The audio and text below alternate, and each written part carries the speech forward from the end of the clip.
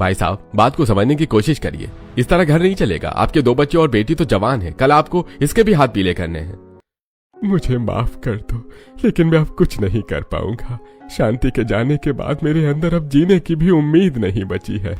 हे भगवान, इन्हें तो एक सीधी सी बात भी समझ नहीं आ रही। देखो तो क्या हाल बनाया हुआ है इसने। पत्नी अगर दुनिया से चली गई तो इसका मतलब ये है कि खुद भी जिंदा लाश बनकर जियो। मुझे नहीं लगता मैं बच्चों को संभाल सकता हूँ। मैं अपने आप को नहीं संभाल पा रहा।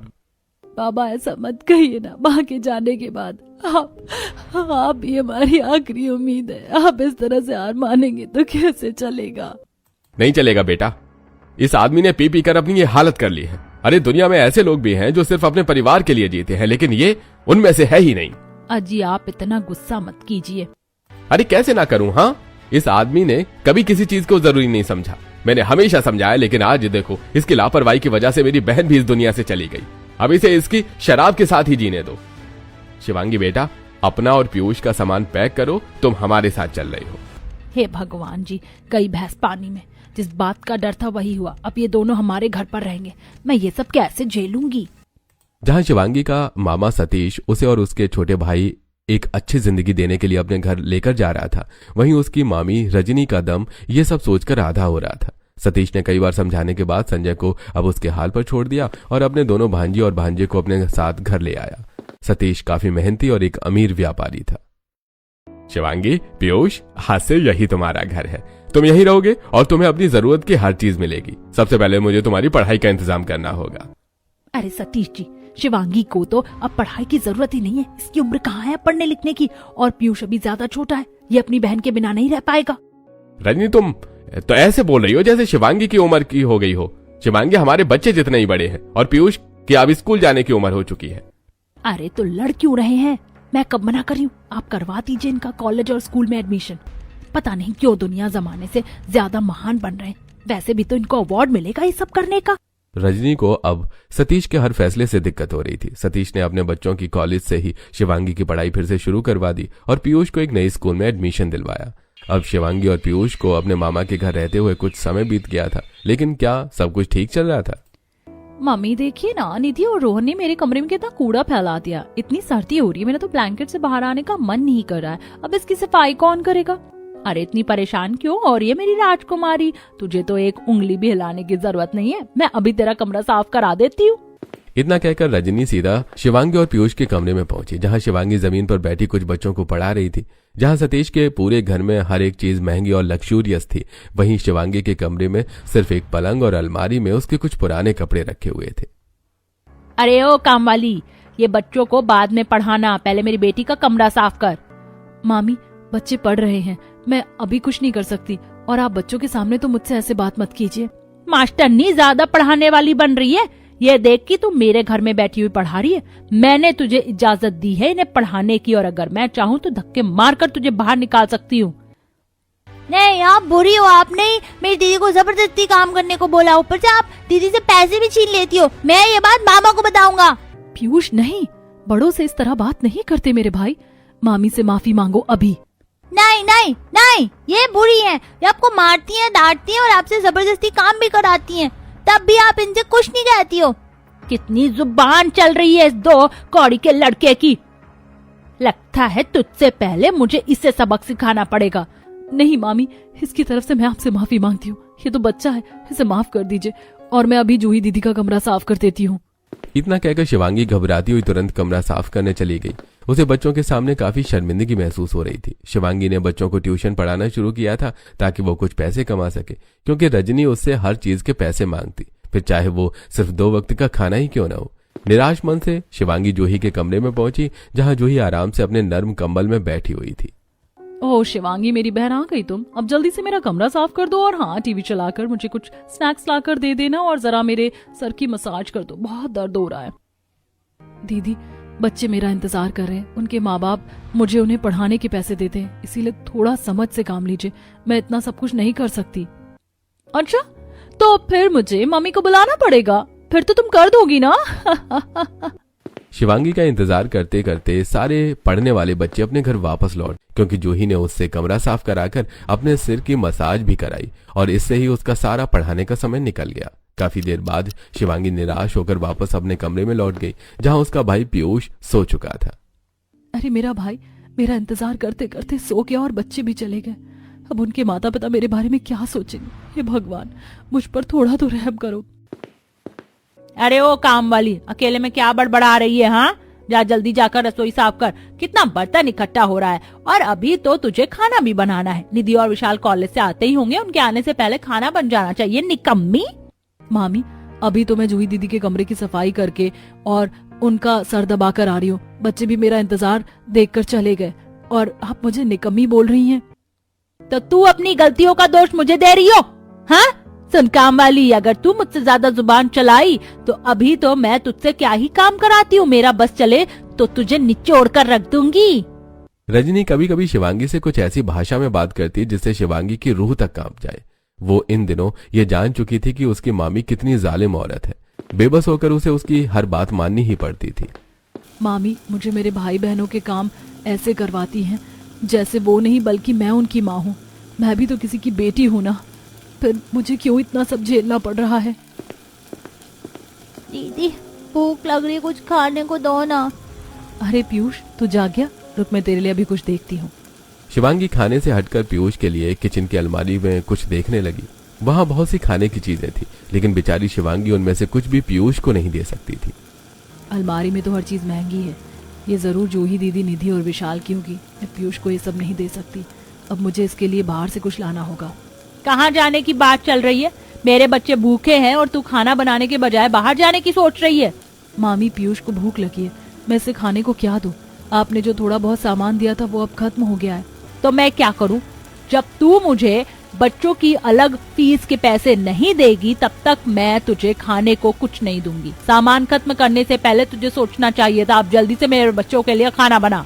रजनी की कड़वी कांटे की तरह चुभने वाली बातों से पीयूष डर कर रोने लगा।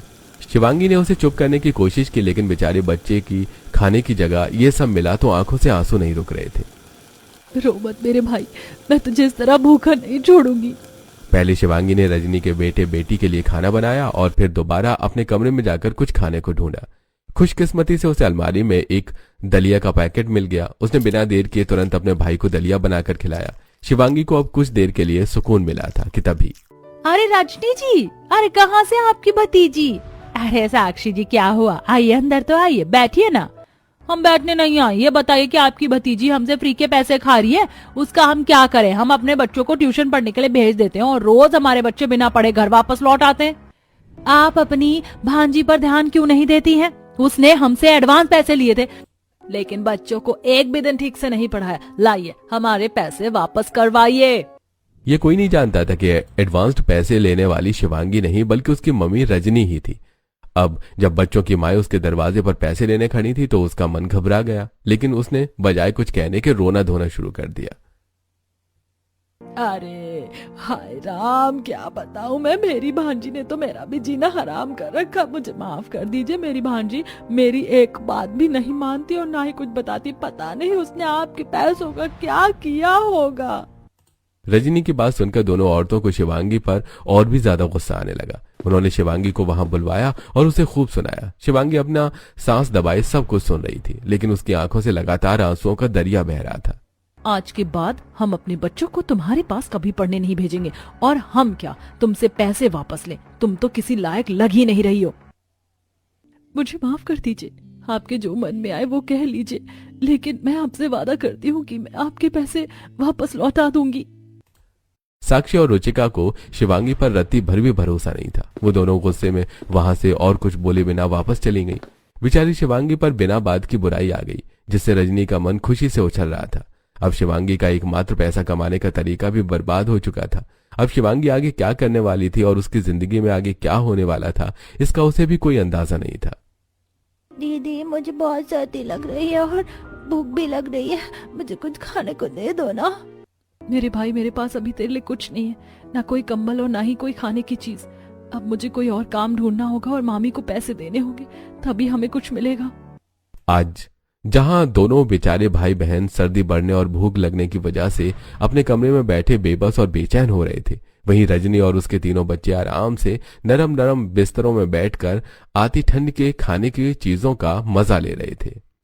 ये गचक तो बड़े मजे की है। बस अब कुछ ही दिन बाद गाजर का हलवा भी बिकने लगेगा। हा हा हा, मेरी तो सोच कर ही मुंह में पानी आ रहा है।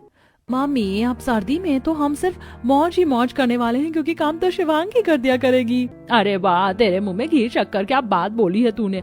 अब तो मैं पूरी सर्दी इन्हीं नरम गर्म कंबलों में बैठकर गुजार दूंगी और सारा काम मेरी काम वाली ही करेगी।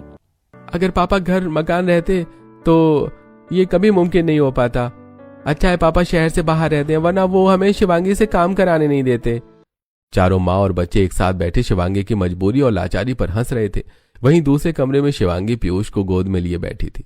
पीयूष उसकी गोद में भूखा ही सो गया था।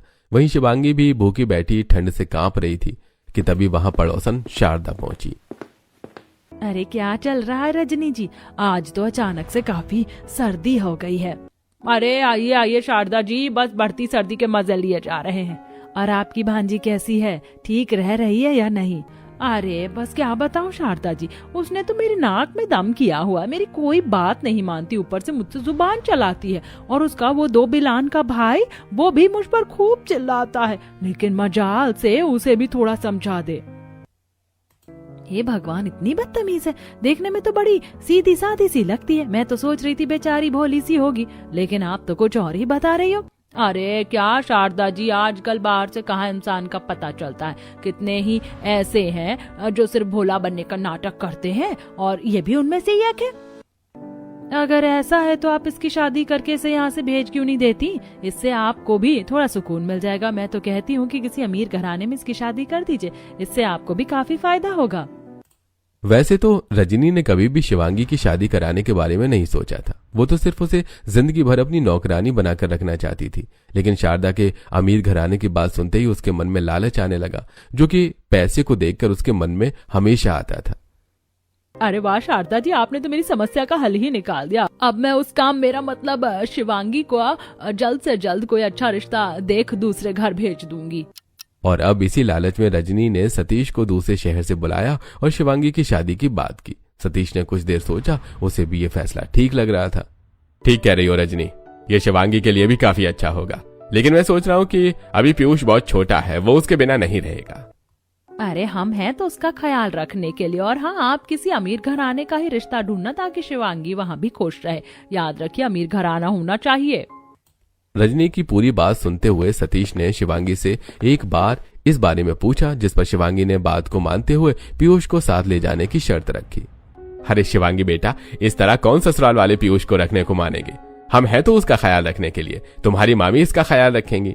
लेकिन शिवांगी पीयूष को अपने मामा के घर छोड़ने के लिए बिल्कुल राजी नहीं हुई। अपने भाई को वो ऐसे माहौल में कहीं नहीं छोड़कर जाना चाहती थी।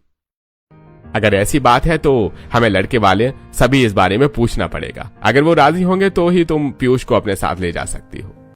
बस इतना ध्यान रखिएगा सतीश जी की लड़का अमीर घराने का होना चाहिए ताकि शिवांगी खुश रहे। अमीर ससुराल मिलना चाहिए इसे। अरे क्या तुमने अमीर अमीर लगा रखा है? मैंने सुन लिया है, मैं पागल नहीं हूँ। बार बार एक ही बात को मत बोला जाया करो। सतीश भी चाहता था कि शिवांगी एक अच्छे अमीर घराने में जाए और खुश रहे, इसलिए सतीश ने अपने ही दर्जे का परिवार ढूंढना शुरू किया। लेकिन शिवांगी का नसीब था कि उसके लिए उसके मामा से भी अमीर परिवार रिश्ता लेकर आया। जब रिश्ते वालों ने पीयूष को रखने की हामी भरी, तब शिवांगी ने तुरंत रिश्ते के लिए हाँ कर दी। लो जी, एक तीर से 2 निशाने। अब इसके साथ इसका भाई भी यहाँ से निकल जाएगा और घर में सिर्फ पैसा आएगा। हमें लड़की बहुत ही पसंद आई। उसकी आंखों से ही सच्चाई और अच्छाई छलक रही थी। हम उसे खुश रखेंगे और पीयूष को भी हम बिल्कुल अपने बेटे की तरह ही पालेंगे। आपकी बातों से ही पता चलता है कि आप कितने दिलदार लोग हैं। हमें भी यकीन है कि हमारी शिवांगी आपके घर जाकर बहुत खुश रहेगी। कुछ देर बात हुई और शिवांगी का रिश्ता पक्का हो गया। रजनी के मन में लालच के लड्डू फूट रहे थे, वहीं जूही को इस बात पर बहुत गुस्सा आ रहा था। मम्मी, आखिर आपको क्या पड़ी है उसकी शादी इतनी जल्दी करवाने की? आपने अपनी बेटी से पहले उसके बारे में सोचा, उसके लिए इतना अच्छा रिश्ता लाकर रख दिया। आपको मेरी कोई परवाह भी है या नहीं? जूही मेरी रानी, मेरी राजकुमारी, ऐसा नहीं है। मैं उसकी शादी करवा रही हूँ सिर्फ तेरे लिए। तो सोच, वो अमीर घराने की बहू बनेगी और फिर अपने ससुराल से महंगे महंगे गहने, कपड़े और कैश लेकर आएगी। वो सब मैं तुझे ही तो दूंगी। रजनी की बेटी जूही भी बिल्कुल रजनी की तरह ही लालची थी, इसलिए उसे बात बिजली की फुर्ती से समझ में आ गई और उसी पल में उसका रोना चिल्लाना हंसने में बदल गया। रजनी को जल्दी थी, इसलिए उसने जल्द से जल्द शिवांगी की शादी कराने की बात रखी और देखते ही देखते शिवांगी बहू बनकर दूसरे घर में चली गई। बड़ा घर, दौलत, शोहरत, बिल्कुल मेरे मामा के घर की तरह, बल्कि उनसे भी कहीं ज्यादा है। ये भगवान, बस यहाँ मेरे साथ वो अत्याचार नहीं होना चाहिए। तान्या बेटा, तुम्हारी भाभी थकी हुई है, जाओ इन्हें इनके कमरे तक ले जाओ। शिवांगी बेटा, अब तुम जाकर आराम कर लो। तान्या के साथ शिवांगी के देवर आरव ने पीयूष को गोद में उठाया और उसे शिवांगी के साथ ही कमरे में छोड़कर आया। भाभी, आपको किसी चीज की जरूरत पड़े तो मुझे बता दीजिएगा। और पीयूष बेटा, डरना नहीं, अब ये तुम्हारा ही घर है, कुछ चाहिए हो तो अपनी दीदी को बता देना। इतना कहकर तान्या और आरव वहां से चले गए। शिवांगी को उनके इस अच्छे से बर्ताव पर अभी यकीन नहीं आ रहा था। शिवांगी गहरी सोच में पड़ गई। तभी शिवांगी का पति विवान कमरे में आया और शिवांगी अपने ख्यालों से बाहर आई। दीदी, मुझे नींद नहीं आ रही है, मुझे सुला दो ना। अरे पीयूष, तुम्हें नींद नहीं आ रही है? आओ, मैं तुम्हें तुम्हारे छोटे से बेड पर ले चलता हूँ, या फिर तुम दीदी के पास सोओगे? बेड पर? क्या आपकी मम्मी मुझे डांटेंगी नहीं? अरे नहीं बेटा, मेरी मम्मी तुम्हें क्यों डांटेंगी? ये बेड तुम्हारा ही तो है, हमने तुम्हारे लिए ही मंगवाया है। लेकिन मामी कहती थी कि गरीबों को ऐसे सामान को नहीं छूना चाहिए, सामान गंदा हो जाता है। पीयूष की बात सुनकर विवान बिल्कुल दंग रह गया। वहीं शिवांगी पूरी तरह से घबरा गई थी। पीयूष, ये क्या बोल रहा है? मामी ने ऐसा कब बोला? दीदी, आपको याद नहीं है जब मैं एक बार अपनी मामी के कंबल को मैंने छू दिया था, तब मामी ने आपको कितना बिल्कुल चुप विवान जी, ये बस बातें बना रहा है, ऐसा कुछ भी नहीं हुआ है। विवान ने शिवांगी की बात पर गर्दन हिलाई, लेकिन उसे पीयूष की सारी बात समझ आ रही थी और उसके चेहरे पर गुस्सा साफ दिखाई दे रहा था। लेकिन विवान इस बात को अभी के लिए टाल दिया और फिर शिवांगी ने और पीयूष से सोने को कहा। कुछ देर बाद पीयूष और शिवांगी दोनों सो गए, लेकिन विवान के मन में अभी भी पीयूष की बात घूम रही थी। आज पहली बार नर्म कंबल में सो रही हूँ, इसीलिए जागने का मन ही नहीं कर रहा है, लेकिन आज मेरी पहली रसोई है, मुझे उठना ही पड़ेगा।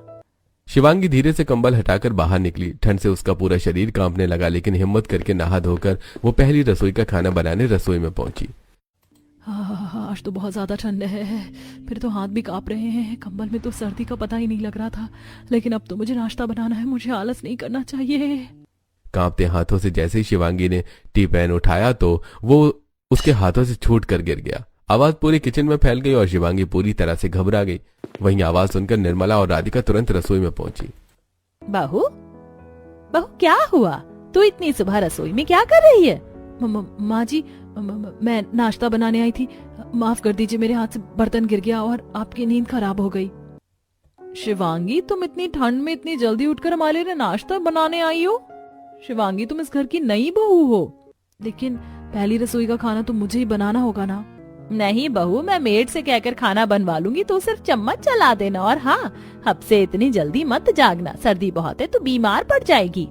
शिवांगी अपने कानों पर ही यकीन नहीं हो रहा था। आज तक किसी ने उससे इतने प्यार से बात नहीं की थी। अपनी सास की ऐसी बात सुनकर उसे रजनी की बातें याद आने लगी।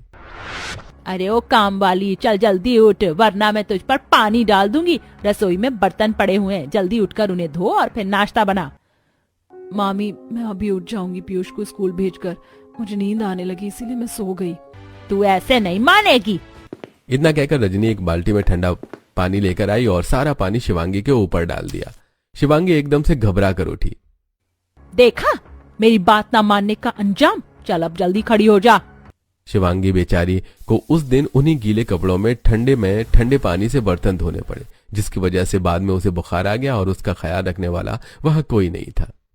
बहू क्या सोचने लगी? चल बेटा, तुझे सर्दी हो जाएगी, अपने कमरे में जाकर कंबल में बैठ जा, मैं तेरा नाश्ता तेरे कमरे में ही भिजवा दूंगी। निर्मला की बात पर शिवांगी की आंखों में आंसू आ गए। वो नम आंखों से अपने कमरे में वापस चली गई। उसे इस पर बिल्कुल भी विश्वास नहीं हो रहा था। इसके बाद लगभग 10 बजे शिवांगी दोबारा सोकर जागी। मेड ने खाना बना दिया था और उसने सिर्फ उसमें चम्मच चलाया। निर्मला ने उसे पहली रसोई पर एक हीरों का हार दिया, जिसे देखकर शिवांगी अपने आंखों पर विश्वास ही नहीं कर पा रही थी। आज तो मैं खुद पीयूष की पसंद का खाना बनाना चाहती हूँ। पीयूष बेटा, बोलो तुम क्या खाओगे? आज बहू की वजह से घर में एक छोटा बच्चा भी है, इससे घर में अलग ही रौनक हो रही है। कह तो आप बिल्कुल सही रहे हैं। अब हमारे घर में सबसे छोटा सदस्य पीयूष है। पीयूष, बोलो बेटा, क्या खाओगे? आज हम तुम्हें कुछ बहुत अच्छा खाना खिलाएंगे। इस पर पीयूष कुछ नहीं बोल पाया। उस छोटे से बच्चे ने अभी तक सिर्फ दलिया, खिचड़ी, दाल, रोटी और सादे से चावलों के अलावा और कुछ नहीं खाया था। पीयूष बेटा, क्या खाओगे? क्या हम तुम्हें गाजर का हलवा खिलाएं या फिर कुछ और? गाजर का हलवा क्या होता है? और क्या आप हमें अच्छा खाना खाने पर डांटेंगे नहीं? क्योंकि मामी हमें अच्छा खाना नहीं देती थी और कभी कभी हमें भूखा छोड़ दिया करती थी। पीयूष की बात सुनकर सभी काफी हैरान हो गए। वहीं शिवांगी की आंखों में अब आंसू नहीं रुक पाए और बिना रुके उसके चेहरे पर बहने लगे। पीयूष, ये क्या बोल रहे हो बेटा? और शिवांगी, क्या बात है, तुम इस तरह रो क्यों रही हो? रात भी पीयूष ने कुछ ऐसी ही बात बोली थी, इसी वजह से मुझे नींद भी नहीं आई। शिवांगी, आखिर बात क्या है? अब तो तुम्हें हमें बताना ही होगा। हाँ बहू, जो भी बात है हमें बता, हम तेरे साथ हैं। रो मत बेटा, मेरे पास आ। निर्मला ने बड़े ही प्यार से शिवांगी को अपने पास बुलाया और उसे चुप किया। उसके ससुराल वाले उसे इस तरह रोते हुए देखकर बहुत ज्यादा दुखी हो गए थे। उनके जिद करने पर शिवांगी ने उन्हें अब तक की हुई सारी बातें बताई, जिस पर उन सभी की आंखों में आंसू आ गए। भाभी, आपने ये सब कैसे झेला? इतना तो कोई भी बर्दाश्त नहीं कर सकता। बहू, मेरी बात सुन, अब तू उस नरक में नहीं है, अब तू अपने ससुराल में है और हम तुझे हर चीज देंगे। तू जो चाहेगी वो होगा और अब हम तुझे वहाँ कभी नहीं जाने देंगे, क्योंकि वो तेरा घर नहीं है, ये तेरा घर है। सभी ने शिवांगी का मन बहलाया और वहीं उसकी जेठानी राधिका ने सभी का मूड बदलने के लिए गाजर का हलवा बनाया। पीयूष ने पहली बार जिंदगी में गाजर का हलवा खाया था, जिससे बेचारा बच्चा बहुत खुश हुआ। वहीं शिवांगी की आंखों में भी उसे खुश देखकर खुशी के आंसू आ गए। कुछ ही दिन बीते, शिवांगी अब अपने ससुराल में ढल रही थी। वहीं रजनी अपने घर में परेशान होकर बैठी हुई थी। कितने दिन हो गए उस काम वाली को ससुराल गए हुए और अभी तक ना कोई खैर ना खबर। ससुराल में जाकर गायब हो गई है क्या? और भेजो उसे अमीर ससुराल, अब उसका वहाँ से आने का मन ही नहीं है। फूटी कौड़ी तक नहीं लाएगी वो वहाँ से। नहीं नहीं, मैं ऐसा नहीं हो सकता। इस तरह तो मेरे सारे अरमानों पर पानी फिर जाएगा। फिर जाएगा नहीं, फिर चुका है। अगर उसने आपके बारे में अपने होने वाले ससुराल वालों को बताया होगा तो सोचो वो क्या सोचेंगे। कभी सोचा इस बारे में? जूही की बात सुनकर रजनी के माथे से पसीना टपकने लगा। उसने इस बात को कभी नहीं सोचा था कि शिवांगी ससुराल जाकर सबको उसकी सच्चाई बताएगी। अब रजनी की सारी उम्मीदें पस्त हो रही थी। वहीं शिवांगी को एक नई जिंदगी मिल रही थी, जहां उसके ससुराल वाले उसे रानियों की तरह रख रहे थे। बहू, मना किया था मैंने, सर्दी बहुत पड़ रही है, लेकिन तू काम करने से बाज नहीं आती। अब देख, तुझे बुखार चढ़ गया है। अरे माँ, हल्का सा बुखार ही तो है। हल्का सा है, लेकिन अगर तुम इस तरह ठंड में कपड़े, बर्तन ये सब धोगी तो यही बुखार तेज हो जाएगा। मुझे पता है विवान जी, लेकिन मेरा खाली रहकर समय नहीं कटता, इसीलिए मैं खुद को काम करने से रोक नहीं पाती। खाली रहकर समय नहीं कटता? अगर ऐसा है तो जल्दी से अपना बुखार ठीक कर ले। मैं तुझे विवान के साथ घूमने के लिए भेज दूंगी। क्या? घूमने? सच में? हम बर्फीली रोमांटिक जगहों पर, जहाँ पर आसमानों से फूलों की तरह बर्फ गिरती है। सोचो कितना मजा आएगा। भाभी, माँ यहीं पर बैठी हुई हैं। अगर घूमने की बात है तो मैं चाहती हूँ कि हम सब पूरा परिवार एक साथ घूमने जाएं। इसमें मुझे और ज्यादा खुशी होगी। अरे फिर तो कुछ रोमांटिक रहेगा ही नहीं। नए कपल की फ्रेम में हम यूं ही घुस जाएंगे। इस पर सभी जोर जोर से हंसने लगे, लेकिन अब शिवांगी के कहने पर सभी उसके साथ घूमने के लिए राजी हो गए थे। उसका बुखार उतरने पर सभी ने तैयारी करनी शुरू कर दी। पीयूष भी घूमने जाने के नाम से काफी खुश था। कुछ दिन बाद सभी ठंड में बर्फीले हिल स्टेशन पर घूमने पहुंच गए। यहाँ कितनी ठंड है, लेकिन फिर भी कितना मजा आ रहा है। मैंने कभी नहीं सोचा था कि मैं कभी ऐसी जगह पर घूमने आऊंगी। अरे लेकिन अब तो तुम आ गई हो, इसलिए अब ज्यादा सोचना बंद करो। आओ शिवांगी, मैं तुम्हें वहां लेकर चलती हूँ जहाँ सब बर्फ पर स्कीइंग कर रहे हैं। राधिका शिवांगी का हाथ पकड़कर उसे स्कीइंग रिजॉर्ट दिखाने ले गई। वहीं तान्या और आरव पीयूष के साथ बर्फ के गोले बनाकर खेल रहे थे। संजीव और निर्मला भी काफी समय बाद ऐसे नजारे एंजॉय कर रहे थे। बहू भी कमाल है, अकेले आने से बेहतर उसने हम सभी को साथ लाना समझा, और आज उसकी खातिर कितने दिन बाद हम सब एक साथ घूमने आए हैं। हाँ निर्मला, इतने दिन बाद घूमने आए हैं, खूब एंजॉय करके जाएंगे। माँ, यहाँ पास में टूरिस्ट के लिए काफी अच्छा रेस्टोरेंट बना हुआ है, हम सभी वहाँ चलकर खाना खा लेते हैं। हाँ, मैं भाभी और शिवांगी को लेकर आता हूँ। विवान राधिका को, शिवांगी को, सभी को साथ रेस्टोरेंट में लेकर गया। वहां पर सभी ने महंगा अच्छा खाना खाया। इसी तरह सर्दी में खूब घूम के और सभी जगह को एंजॉय करके कई तरह का महंगा खाना खा के वापस घर लौट आए। इससे पहले कभी शिवांगी की सर्दियां इतनी अच्छी कभी नहीं कटी थी। देखो शिवांगी, ये मैंने तुम्हारे लिए ली थी, ये मेरी तरफ से तुम्हारे लिए छोटा सा गिफ्ट। अरे ये शॉल आपने कब ली? भाभी आप भी ना, कितना करोगी मेरे लिए? अरे तो मेरी छोटी बहन जैसी हो तो जिंदगी भर करूंगी। मैंने कभी नहीं सोचा था कि जिंदगी में मुझे कभी इतना प्यार मिलेगा और इतना अच्छा परिवार मिलेगा। मेरी जिंदगी हमेशा मुश्किलें देखते हुए कटी और आज सब कुछ बदल चुका है सिर्फ आपकी वजह से।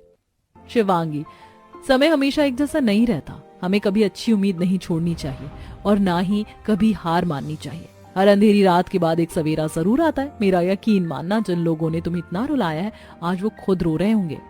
और ये बात सच थी, क्योंकि अब रजनी अपने पैर पर कुल्हाड़ी मारकर दिन दिन रोती थी। वहीं उसके बच्चे भी अब उसे ही बुरा भला कहा करते थे। रजनी को उसकी करनी का फल मिल चुका था, वहीं शिवांगी को भी उसके सब्र का फल मिल चुका था।